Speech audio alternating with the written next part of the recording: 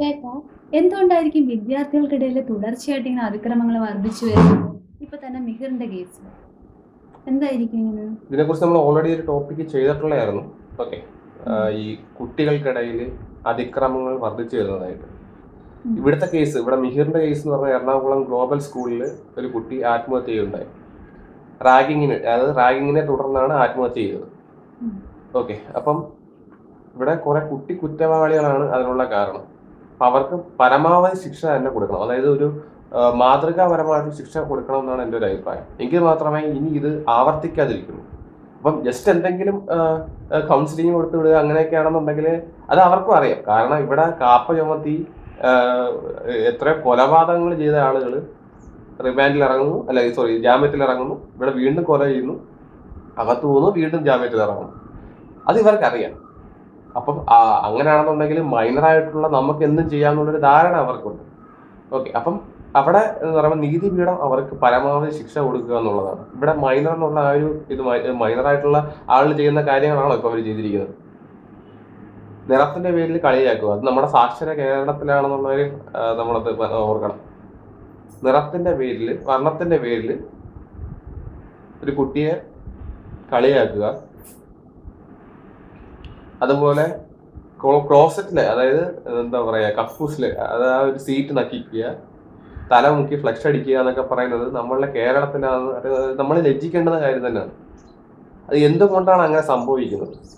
ഒന്നാമത്തെ കാരണം, നമുക്കൊരു മോറൽ സയൻസ് ഇവിടെ കുട്ടികൾക്ക് എനിക്ക് തോന്നുന്നു 1, 2, 3 ക്ലാസ്സുകളിൽ വരെ മാത്രം കണ്ടൊക്കെ ഇവിടെ മോറൽ സയൻസ് എന്ന് പറയുന്ന സംഭവം പഠിപ്പിക്കുന്നുള്ളൂ എന്നുള്ളതാണ് എൻ്റെ ഒരു അറിവ് സ്കൂളുകളിൽ. ഇപ്പൊ ഈ മോറൽ സയൻസ് എന്ന് പറയുന്ന കാര്യം യഥാർത്ഥത്തിൽ പഠിപ്പിക്കേണ്ടുന്നത് ആ ഒരു ക്ലാസ്സുകളിലാണോ? പഠിപ്പിക്കണം, വേണ്ടെന്നല്ല ഞാൻ ഉദ്ദേശിച്ചത്. പക്ഷെ ആ ഒരു ക്ലാസ്സുകളിൽ പഠിപ്പിച്ച് മാറ്റേണ്ടുന്ന ഒരു കാര്യമാണോ ഈ മോറൽ എന്ന് പറയുന്നത്, മോറൽ സയൻസ്, എത്തിക്സ് ഒക്കെ? കാരണം ആ ഒരു പ്രായത്തിൽ കുട്ടികൾക്ക് മനസ്സിലാക്കുന്നതിന് ഒരു പരിമിതിയുണ്ട്. ഇപ്പൊ ഈ കണക്ക് പഠിക്കുന്നതൊക്കെയല്ല, കാരണം അവർ ഈ കണക്കുകൾ പിന്നെ അതിന്റെ കണ്ടിന്യൂഷൻ ആയിട്ട് അത് പഠിച്ചു പോകുന്നു. അപ്പൊ അത് നമുക്ക് അതും ഇതുമായിട്ട് നമുക്ക് കമ്പയർ ചെയ്യാൻ പറ്റില്ല. അതുകൊണ്ട് അവരത് പിന്നീടും അവർ മനസ്സിലാക്കി വെക്കും, കണക്ക് കൂട്ടാനും മറ്റു കാര്യങ്ങളുമല്ല. കാരണം അതിന്റെ ആപ്ലിക്കേഷൻസ് അവർക്ക് വീണ്ടും വരുന്നുണ്ട്.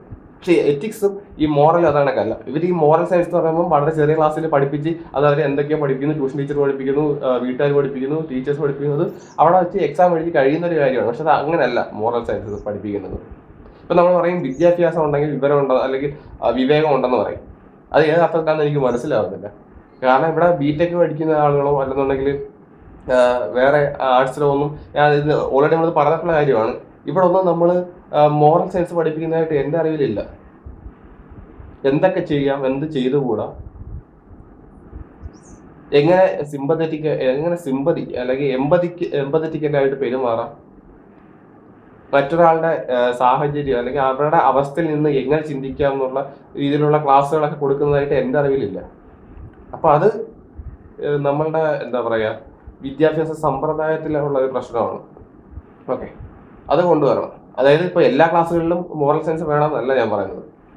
ആ ഒരു ഇപ്പൊ ഗ്രേഡിനെ ബേസ് ചെയ്തിട്ട് ഇപ്പൊ 5ാം ക്ലാസ്സിൽ, ഇപ്പൊ 2ാം ക്ലാസ്സിൽ പിന്നെ പോട്ടെ, 3, 4 വേണ്ട, 5ാം ക്ലാസ്സിൽ ഒരു ഇത് കൊടുക്കാം, സിലബസിനകത്തൊരു ഇത് കൊടുക്കാം. അത് കഴിഞ്ഞാൽ 10ാം ക്ലാസ്സിൽ ആയിക്കോട്ടെ, കൊടുക്കാം. ആ ഒരു പ്രായത്തിലേക്കാണ്, ഈ ഒരു അഡോളസെന്റ് ഏജിലൊക്കെയാണ് മെയിൻ ആയിട്ട്, ടീനേജുകളിലൊക്കെയാണ് മെയിൻ ആയിട്ടും ഈ ഒരു ക്ലാസിന്റെ ആവശ്യകത വരുന്നത്. ഓക്കെ. അത് കൊടുക്കാനായിട്ട് എന്തുകൊണ്ടോ നമ്മുടെ വിദ്യാഭ്യാസ സമ്പ്രദായം പരാജയപ്പെടുന്നു. ഓക്കെ. അല്ലാണ്ട് ഈ 1, 2 ക്ലാസ്സിൽ പഠിപ്പിച്ച് മാറ്റുന്ന ഒരു കാര്യമല്ല ഈ മോറൽ സയൻസ് എന്ന് പറയുന്നത്, അല്ലെങ്കിൽ മോറൽ സയൻസ് ആണെന്ന് പേര് പറയുന്നതെങ്കിൽ ഈ മോറൽസ് പഠിപ്പിക്കുന്നത്. അപ്പൊ അതൊന്ന്. രണ്ടാമത്തെ കാര്യം, ഈ മെഹറിന്റെ കാര്യം എടുക്കുകയാണെങ്കിൽ തന്നെയും അവന്റെ അമ്മ പറയുന്നത് വെച്ച് നോക്കുമ്പോൾ ഇതിപ്പം തലേ ദിവസം റാഗ് ചെയ്തിട്ട് അടുത്ത ദിവസം ആത്മഹത്യയല്ല ഉണ്ടായത്. ഇത് കുറച്ച് നാൾ തൊട്ടേ നടന്നു വരുന്നൊരു സംഭവമാണ്. പക്ഷെ അവന്റെ പാരൻസിന് അത് അറിയാൻ പറ്റാതെ പോയി. അത് ആരുടെ മിസ്റ്റേക്കാണ്? ഇപ്പൊ നമ്മുടെ എന്നൊക്കെ പറയുമ്പം എന്തെങ്കിലും ചെറിയൊരു ഭാവ വ്യത്യാസമോ അല്ലെങ്കിൽ എന്തെങ്കിലും ഒരു നമ്മളുടെ ക്യാരക്ടേഴ്സിനകത്ത് വ്യത്യാസം വന്നു കഴിഞ്ഞാൽ അപ്പോഴേ മനസ്സിലാക്കും എന്തോ ഒരു പ്രശ്നമുണ്ട്, എന്താ പ്രശ്നം എന്ന് ചോദിക്കും. പക്ഷെ എന്തുകൊണ്ട് ഇവിടെ പരാജയപ്പെട്ടു? എന്തുകൊണ്ട് മെഹീറിന് അവന്റെ ടീച്ചറിന്റെ അടുത്ത് പറയാൻ പറ്റിയില്ല, ഇങ്ങനെ കുറച്ച് പ്രശ്നമുണ്ട് ടീച്ചറെ, എന്തുകൊണ്ട് പറയാൻ പറ്റിയില്ല? അല്ലെങ്കിൽ പാരൻസിനോട് എന്തുകൊണ്ട് പറയാൻ പറ്റില്ല, ഉമ്മ ഇങ്ങനെ ഒരു പ്രശ്നമുണ്ട്, ടീച്ചറിനോട് പറയണമെന്ന് അവൻ എന്തുകൊണ്ട് ഫ്രീ ആയിട്ട് എന്ന് പറയാൻ പറ്റിയില്ല? അത് നമ്മൾ ചിന്തിക്കേണ്ടുന്ന ഒരു കാര്യം തന്നെയാണ്. പറയുന്നത് ഈ സമയത്ത് പറയുന്നത് ശരിയാണോ എന്ന് അറിയില്ല എങ്കിലും.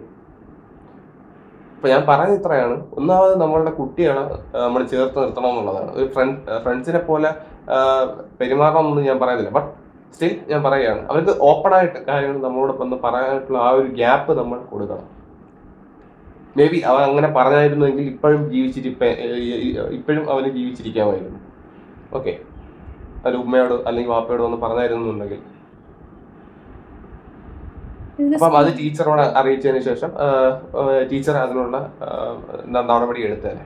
പിന്നെ സ്കൂൾ മാനേജ്മെന്റിന്റെ ഭാഗത്ത് തെറ്റുണ്ട്. സ്കൂൾ മാനേജ്മെന്റ് ഭാഗത്ത് തെറ്റുണ്ട്. കാരണം ഇവർ പറഞ്ഞു വെച്ച് നോക്കുമ്പം ഇവരുടെ മറ്റു കൂടെയുള്ള, അതായത് ഈ കുട്ടിയുടെ മെഹറിന്റെ സഹപാഠികൾ കുറച്ച് പേര് മെഹർ മരിച്ചതിന് ശേഷം ഒരു #, വെച്ചതിന് ശേഷം ഒരു ചാനൽ കണ്ട് സ്റ്റാർട്ട് ചെയ്തിട്ടുണ്ടായിരുന്നു. അത് ഈ മാനേജ്മെന്റ്, സ്കൂൾ മാനേജ്മെന്റ് ഇടപെട്ട് അത് ഡിലീറ്റ് ചെയ്യുകയാണ്. അപ്പം തീർച്ചയായിട്ടും അവരത് കുറ്റം മറച്ചു വയ്ക്കാൻ ശ്രമിക്കുകയാണ് ഉണ്ടായത്. അപ്പൊ അതിന് ശക്തമായിട്ടുള്ള നടപടി സ്കൂൾ മാനേജ്മെന്റിനെതിരെ എടുക്കണമെന്നാണ് എൻ്റെ ഒരു അഭിപ്രായം. അതേപോലെ തന്നെ ശക്തമായിട്ടുള്ള അതായത് മാതൃകാപരമായിട്ടുള്ള ശിക്ഷ ഈ കുറ്റവാളികൾക്ക് കൊടുക്കണം. ആ കുറ്റവാളികൾ എന്ന് പറഞ്ഞാൽ ആ ഒരു പരിഗണന കൊടുക്കരുത്, കുട്ടികളെന്നുള്ള ആ ഒരു പരിഗണന കൊടുക്കരുതെന്ന് തന്നെയാണ് എൻ്റെ ഒരു അഭിപ്രായം. കാരണം അവർ ഈ ഒരു പ്രായത്തിൽ ഇത് ചെയ്തു എന്നുണ്ടെങ്കിൽ വളർന്നു വരുമ്പോൾ എന്തായിരിക്കും? ഇനി ഇതിന് ശിക്ഷ കൊടുത്തില്ല എന്നിരിക്കട്ടെ, ഇത് മറ്റുള്ള കുട്ടികൾക്ക് കൊടുക്കുന്ന സന്ദേശം എന്തായിരിക്കും? നമുക്ക് എന്ത് വേണമെങ്കിലും കാണിക്കാം, ആരെയും എന്തും ചെയ്യാം, നിയമം നമ്മളെ ശിക്ഷിക്കാൻ പോകുന്നില്ല എന്നുള്ള ഒരു സന്ദേശം കൂടിയായിരിക്കും കൊടുക്കുന്നത്. അപ്പം അതിന് തക്കതായിട്ടുള്ള ശിക്ഷ കൊടുക്കണമെന്ന് തന്നെയാണ് എൻ്റെ ഒരു അഭിപ്രായം. അതേപോലെ തന്നെ പറയേണ്ടത് മറ്റൊരു കാര്യം, ഈ മെഹറിന്റെ കൂട്ടുകാർ, അതായത് ഈ റാഗിങ് ചെയ്ത ആളിനല്ല, അല്ലാതെ ഇത് കണ്ടു നിന്ന കുട്ടികളുണ്ട്. ഇവരെന്തുകൊണ്ട് റിപ്പോർട്ട് ചെയ്തില്ല? അറ്റ്ലീസ്റ്റ് അവരുടെ പാരന്റ്സിനോട് എന്തുകൊണ്ട് എന്ന് പറഞ്ഞില്ല, അല്ലെങ്കിൽ ടീച്ചറിനോട് എന്തുകൊണ്ടൊന്നും പറഞ്ഞില്ല. മെഹറിന് ഇന്ന കുട്ടികൾ ഈ കാര്യങ്ങളെല്ലാം ചെയ്തു, ക്ലോസറ്റ് നക്കിച്ചു, അത് കണക്ക് തന്നെ തലമുക്കി ഫ്ലഷ് അടിച്ചു, എന്തുകൊണ്ട് അത് ചെന്ന് പറഞ്ഞില്ല? അത് നമ്മൾ ചിന്തിക്കേണ്ട കാര്യമാണ്. അവനോട് എന്തെങ്കിലും ഒരു സ്നേഹം, അവനോടൊന്നല്ല, ഒരു മാനുഷിക പരിഗണന ഉണ്ടായിരുന്നു എന്നുണ്ടെങ്കിൽ തീർച്ചയായിട്ടും അവരത് പറഞ്ഞേരെ. അത് എന്തുകൊണ്ട് ഇല്ലാതെ പോയി? അവിടാണ് ഈ മോറൽ സയൻസ് പഠിപ്പിക്കേണ്ടതിന്റെ ഒരു ആവശ്യകത വരുന്നത്. അവിടെയാണ് മോറൽ പഠിപ്പിക്കണം. ഓക്കെ, അത് നമ്മളുടെ വിദ്യാഭ്യാസ സമ്പ്രദായത്തിന്റെ പ്രശ്നം തന്നെയാണ്. അത് എത്രയും പെട്ടെന്ന് അത് ക്ലിയർ ചെയ്തേ പറ്റുള്ളൂ. ഇല്ലെന്നുണ്ടെങ്കിൽ ഇങ്ങനെ അതിക്രമങ്ങൾ വർദ്ധിച്ചു വരിക തന്നെ ചെയ്യും. കാരണം ഒന്നാമത്തെ പ്രശ്നം എന്ന് പറയുന്നത്, ഇപ്പം പാരന്റ്സ് ആണെന്നുണ്ടെങ്കിൽ കുട്ടികൾ മാക്സിമം ഒരു സേഫ് സോൺ പിടിപ്പിക്കാനേ അവർ നോക്കത്തുള്ളൂ. വൈറ്റ് കോളർ ജോബ്സ് തന്നെയാണ്, തെറ്റൊന്നും പറയുന്നില്ല, അതിനുവേണ്ടി തന്നെയാണ് പഠിപ്പിക്കുന്നത്. ഇവരെ സഹാനുഭൂതി മനസ്സിലാക്കാനുള്ള അവസരം ഇപ്പം കിട്ടുന്നില്ല എന്നുള്ളതാണ്. മിക്ക ടൈമിൽ ഫോണിൽ തന്നെയാണ്. തെറ്റാന്ന് ഞാൻ പറയുന്നില്ല, കുറെ അറിവുകൾ അവർ അതിലൂടെ നേടുന്നുണ്ട്, ഇല്ലെന്ന് ഞാൻ പറയുന്നില്ല. പക്ഷെ ഇവരൊരു മരിപ്പ് വീട്ടിൽ നമ്മൾ കൊണ്ടുപോകുന്നുണ്ടോ? അല്ലെങ്കിൽ ഹോസ്പിറ്റലൈസ്ഡ് ആയിട്ട് കിടക്കുന്ന ഒരാളെ കാണാൻ വേണ്ടി നമ്മൾ കൊണ്ടുപോകുന്നുണ്ടോ? അവിടെ കൊണ്ടുപോയി കഴിഞ്ഞാൽ അവർ അത് പറ്റും ഇത് പറ്റും, അല്ലെങ്കിൽ മറ്റേ ഇതിപ്പം മരിപ്പ് വീട്ടിൽ എന്ന് പറഞ്ഞാൽ ഫുള്ള് നെഗറ്റീവ് ആയിരിക്കും, അതുകൊണ്ട് എൻ്റെ മക്കളെ അവിടെ കൊണ്ടുപോകണ്ട. ആ ഒരു രീതിയിലാണ് ഇപ്പോൾ പാരൻസ് ചിന്തിക്കുന്നത്. അതൊക്കെ മാറണം. ഓക്കെ, ഇപ്പോഴത്തെ പാരൻസ് ചിന്തിക്കുന്നത് ആ ഒരു രീതിയിലേക്കാണ്. അത് മാറണം. അവന് മറ്റുള്ളവരുടെ ഭാഗത്തു നിന്ന് ചിന്തിപ്പിക്കാനുള്ള ഒരു അവസരം നമ്മൾ കൊടുക്കണം. ഇത്രയേ ഞാൻ പറയുന്നുള്ളൂ. Thank you.